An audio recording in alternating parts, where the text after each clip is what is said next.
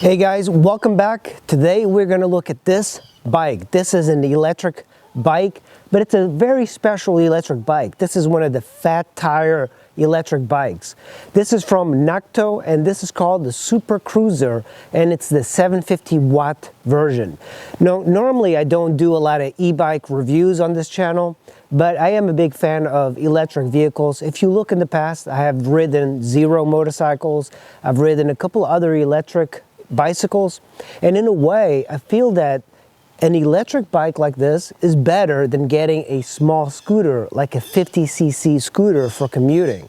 First of all, they are all included. Everything works. It's electric. You don't need to put any gas in there, and you don't need any registration or insurance. You just need your helmet, and if you know how to ride a bicycle, you know how to ride an electric bicycle. There's a lot of really great benefits to this, and there's many versions of electric bikes on the market. Nakto has quite a few, and this is one of the more popular ones that they have. Along with a foldable fat tire bike that they make, the Super Cruiser is probably one of the beefier type of bikes that you can get. Let's look around this bike because I want to show you some of the features it has. So up front, this is really what this bike is good. It's that really large fat tire. This is all the rage these days, and for good reason. Even if you don't have suspension in the front or the rear, a tire like this soaks up a lot of the imperfections. So in a way, I've seen a lot of mountain bikers ride fat bikes on trails without any suspension because you don't really need it with the thickness of this tire. And this is a 26-inch wheel and with a 4-inch tire, so pretty beefy. And on the left side you have a single rotor with a mechanical brake. So this is a cable, not hydraulic. That would probably be an upgrade in the future, is to put hydraulic brakes on here. But these are pretty adequate. It's just the feel is a little bit less. And of course they work pretty well. And the chrome part is the fender. So it's got all the attachments for fenders and for bags. You might want to do touring, so that would be one of the connections. Mudguard fender comes separated in the box, so it's pretty good to keep rain off of you. It's secure. It also attaches to the mount point of the light. Also have a light that's wired into the electrical system, so you just push a button on your controls and this lights up. It's added security and you can see pretty well in the dark. I haven't really tested it in the dark, and you can also tilt it up and down. This bike, even though it doesn't really need it, has suspension in the front. So the forks have suspension. It's not a lot of suspension, but coupled with the fat tire, you don't really need it.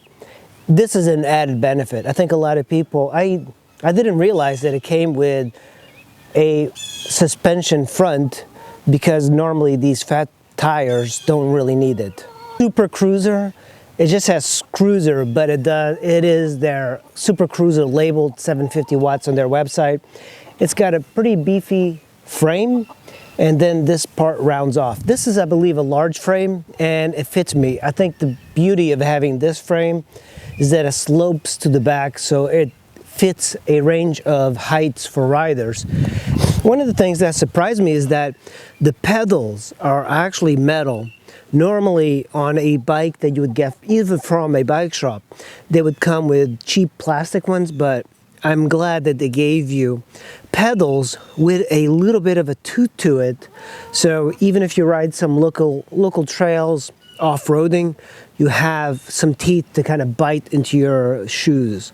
That's a good feature. It also has reflective on the pedal. This bike has got one ring up front, and there's no derailleur. You really don't even need gears on this bike. The motor is very strong. So another thing I appreciate about this bike is the kickstand. It's really big, and it's got a soft rubber boot, so it won't sink into the ground because it is kind of a heavy bike. It could sink into it, but that's a good feature to have. And over here, you have something very unique.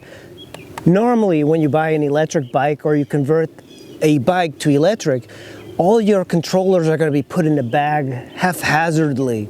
And on this Nakto, the controller, you remove 6 screws here, this pops out. You don't even have to pop it out, you can just kind of rotate it. That way you don't have to remove the crank arm. And the controller and all the wiring is routed through the frame into the controller that sits here. Now you could upgrade the controller eventually if you want more speed, but there is a hack around it that I'll probably do a video on.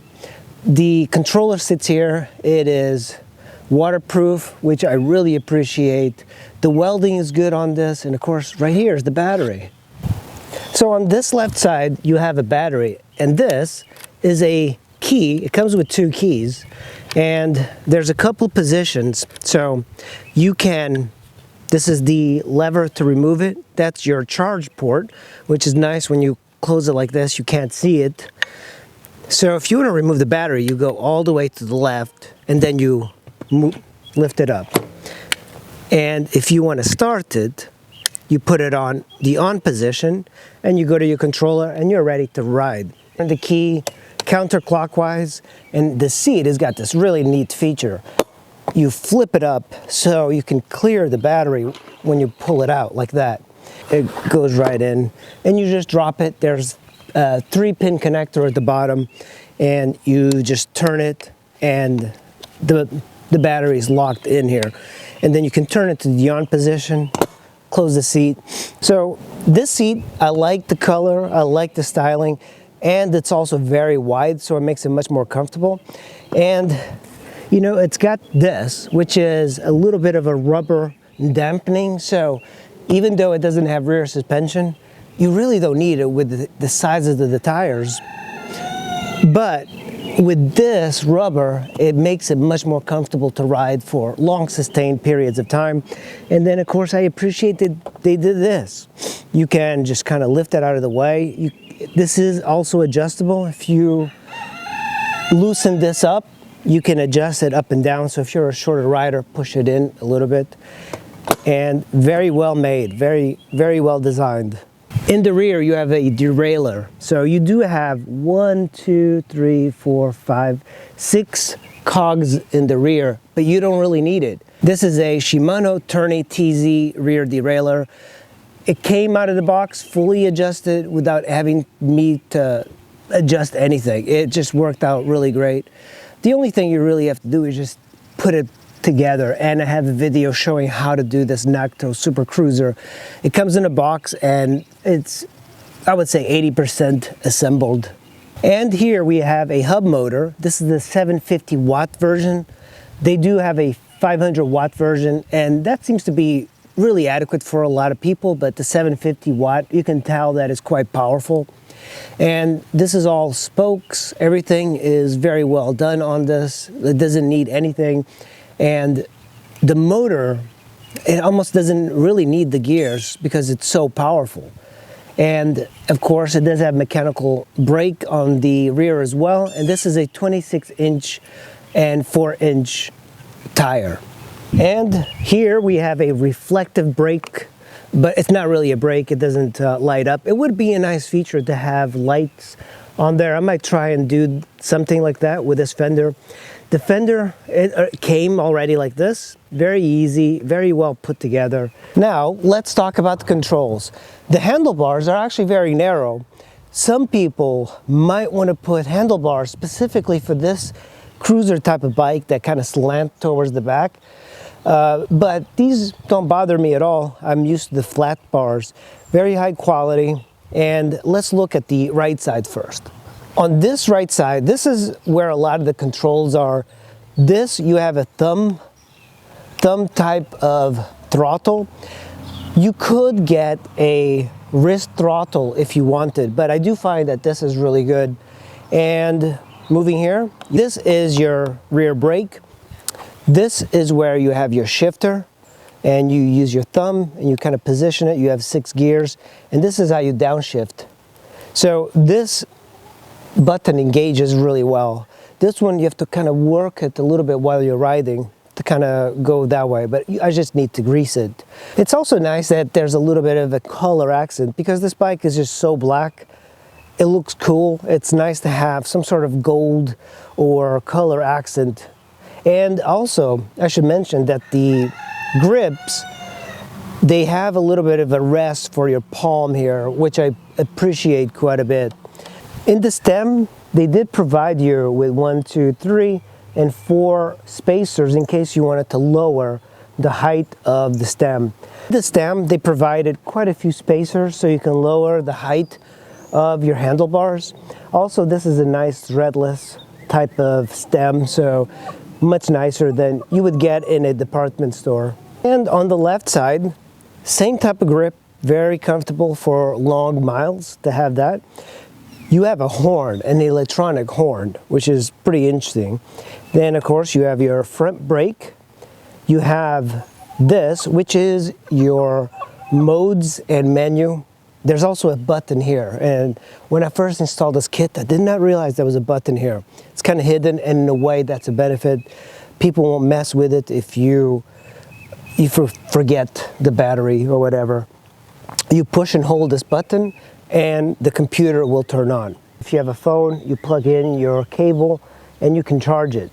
Because this battery is very powerful, and I've ridden 11 miles and I have not worn the battery down at all. I plan on doing a long ride in the video just to test out its full potential. Thing I forgot to mention is that there's a little cadence. I believe this is the cadence sensor, and you have 5 levels in the computer. Depending on the level, it will assist. So this is like a assisting for the motor. If you put it on 1, the motor is only going to be activated for a little bit. Put it on 5, it's going to give you the maximum amount of assist, or you can turn it off and just use the throttle and kind of ride it like a motorcycle. Here's something I really like about this. All the cables for the brakes go on the right side, and all the cables for the controller go on the left side, but they all go down the frame and there's no wires on the outside. So these are the wires going from the levers and the controls in the front down the down tube into the controller. Now we're looking at the display. I love these digital displays. They're getting so much better all the time. So I have the controller. Let's power it up. You push and hold the button. This is the Linghue M6C, and of course very easy to read. This is your speed. You can change it between miles per hour and kilometers. You have your energy bar, which is your battery up on the top, and then you have the PAS, which is like the pedal assist mode, and then you have eco, and over here you have your odometer. To toggle it, you use your left display and you can go up. PAS is pedal assist, and 1, 0 is no power at all to the battery. So you're basically just pedaling this bike. And then you have 1, gives you a little assist, and then all the way to 5, which is what they call sport. There is a way to hack this by changing the wheel sizes. Apparently, I have not done that.